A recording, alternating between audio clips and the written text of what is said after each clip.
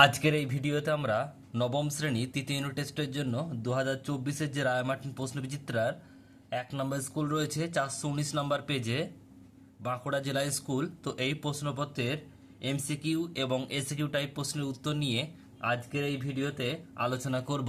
তো চলো ভিডিও শুরু করা যাক। দেখো, একের দাগে প্রশ্ন কি বলছে, সঠিক উত্তরটি নির্বাচন করো। 1-1 বলছে পেশি চুক্তি অনুসারে বলছে স্বেচ্ছাকৃত যাজকরা, অপশান নাম্বার বি। দুই দাগে প্রশ্ন, মানুষ স্বাধীন সত্তা নিয়ে জন্মায় কিন্তু সর্বত্রই সে শৃঙ্খলে আবদ্ধ, উক্তিটি কার? Rousseau, option number A. Next প্রশ্ন 3-টা, স্টেটস জেনারেলসের অধিবেশনে আহ্বান করেন সোরস Louis, option number C. Next প্রশ্ন বলছে 4-টা, বলছে পাদুয়ার ঘোষণা জারি হয়, এটা হবে অপশান নাম্বার সি, 6 জুলাই 1791 খ্রিস্টাব্দে। 5 নম্বর প্রশ্ন, ওয়ার্স অ্যান্ড পিস উপন্যাসটির লেখক হলেন, বলছে Tolstoy, option number A. Next প্রশ্ন, কোড নেপোলিয়ন রচনা করেন 4 জন, অপশান নাম্বার এ। বলছে টিলসিটের সন্ধি স্বাক্ষরিত হয় 1807 খ্রিস্টাব্দে, অপশান নাম্বার এ। নেক্সট প্রশ্ন বলছে 8-টা, চতুর্থ শক্তি জোট গঠিত হয়েছিল 1813 খ্রিস্টাব্দে, অপশান নাম্বার ডি। লুডাইট দাঙ্গায় নেতৃত্ব দেন, বলছে net load, option number A. Next প্রশ্ন 10-টা বলছে সম্পত্তির রাষ্ট্রীয়করণকে বলে সাম্যবাদ, অপশান নাম্বার এ। নেক্সট প্রশ্ন 11-টা বলছে কনসার্ট অফ ইউরো স্থায়ী হয়েছিল 20 বছর, অপশান নাম্বার সি।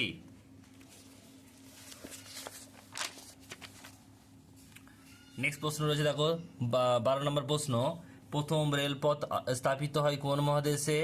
ইংল্যান্ডে। কোন দেশে? এটা হবে ইংল্যান্ডে, অপশান নাম্বার বি। বলছে রাশিয়া লিগ অফ নেশনের ইস্তফা দেয়, এটা হবে 1939 খ্রিস্টাব্দে, অপশান নাম্বার ডি। কোন দেশ? বলছে লিন্ট অ্যাক্ট অনুসারে যুদ্ধাস্ত্র সরবরাহ করেছিল আমেরিকা যুক্তরাষ্ট্র, অপশান নাম্বার এ। ডি ডে পালিত হয়েছিল, এটা হবে অপশান নাম্বার বি, 1944 খ্রিস্টাব্দে 6 জুন। নেক্সট প্রশ্ন বলছে 16-টা, দ্বিতীয় বিশ্বযুদ্ধের সময় মার্কিন রাষ্ট্রপতি হলেন Franklin Delano Roosevelt, option number B. Next প্রশ্ন রয়েছে, দেখো লিগ অফ নেশনসের সদর কার্যালয় অবস্থিত Geneva, option number D. Next প্রশ্ন 18 নম্বর, লিগ অফ নেশনের প্রথম মহাসচিব কে? এটা হবে Eric Drummond, option number C. Next প্রশ্ন 19-টা, সম্মিলিত জাতিপুঞ্জ প্রতিষ্ঠার প্রথম ধাপ হলো, উত্তর হবে option number A, Atlantic chartered, option number A. Next প্রশ্ন 20 নম্বর প্রশ্ন, জাতিপুঞ্জের নিরাপত্তা পরিষদের স্থায়ী সদস্যের সংখ্যা 5। যদি বলে স্থায়ী সেটা হয় 5 জন, আর অস্থায়ী হচ্ছে 10 জন, মোট কিন্তু 15 জন। নেক্সট প্রশ্ন দুইয়ের দাগের এর একেরটা এক কথা উত্তর দাও। একেরটা বলছে দ্য রাইট অফ ওম্যান 1791 কে রচনা করেন? বলছে অলিম্পো দ্য গুজ, অলয়সি ময় পয়েকা দয়জাফালা দ গয়সবর্গিজ। নেক্সট প্রশ্ন বলছে নেপোলিয়নকে দ্বিতীয় জাস্টিনিয়ান বলে কেন? এখানে উত্তরটা লেখা রয়েছে, উপরে দেখে নাও।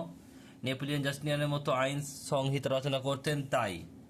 নেক্সট প্রশ্ন বলছে পরেরটা, ক্রেগার টেলিগ্রাম কাকে বলে? এটা বড় প্রশ্ন, তাই এটা তোমার টেক্সট বই রয়েছে, দেখে নিও ওখান থেকে। নেক্সট প্রশ্ন পরেরটা বলছে ইউনেস্কোর পুরো কথা কি? এটা উত্তর হবে United Nations Educational Scientific Cultural Organization. এরপর রয়েছে দেখো বিয়ের দাগে সত্য মিথ্যা একেরটা, ফ্রান্সের রাজারা বলছে ঐশ্বরের মতবাদে বিশ্বাসী ছিলেন, সত্য হবে, এটা সত্য হবে। নেক্সট প্রশ্ন পরেরটা, ইউরোপে 13টি জাতি রাষ্ট্র মিলে বলছে লিপজিগের যুদ্ধ করেছিল, এটাও সত্য হবে।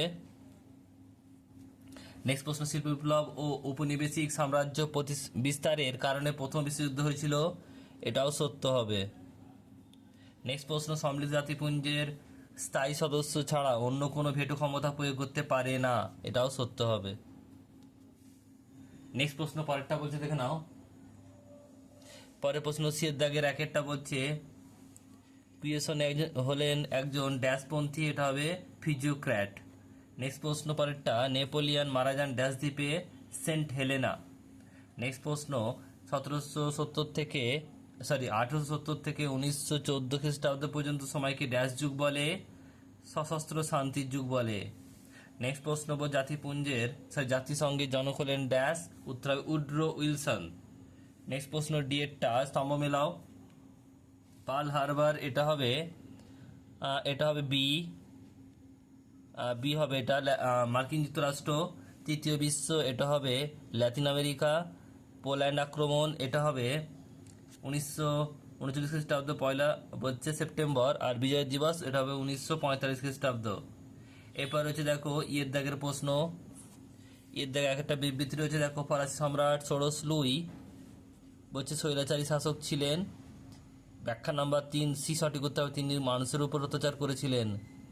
এরপরে বিবৃতি রয়েছে, দেখো পরেরটা, নেপোলিয়নের বিরুদ্ধে ইউরোপের বহু দেশ তীব্র প্রতিক্রিয়া গড়ে ওঠে, এটা হবে অপশন নাম্বার সি সঠিক উত্তর হবে ফরাসি সাম্রাজ্যের বিস্তারের মাধ্যমে তিনি বহু রাজবংশের অবসান ঘটিয়েছিলেন। নেক্সট প্রশ্ন পরেরটা রয়েছে, দেখো শিল্প বিপ্লবের জন্য প্রথম বিশ্বযুদ্ধ অনিবার্য হয়ে ওঠে, সি সঠিক উত্তর হবে অপশন নাম্বার সি শিল্পের প্রয়োজনীয় কাঁচামাল সংগ্রহ ও শিল্পজাত পণ্য বিক্রয় ঔপনিবেশিক বাজার দখল লড়াই শুরু হয়েছিল। চারটা বলছে বিবৃতি, জাতিসংঘের চেয়ে জাতিপুঞ্জ অনেক বেশি শক্তিশালী, ব্যাখ্যা নাম্বার সি সঠিক উত্তর হবে কারণ জাতিসংঘের চেয়ে জাতিপুঞ্জের অনেক বেশি সদস্য রাষ্ট্র রয়েছে।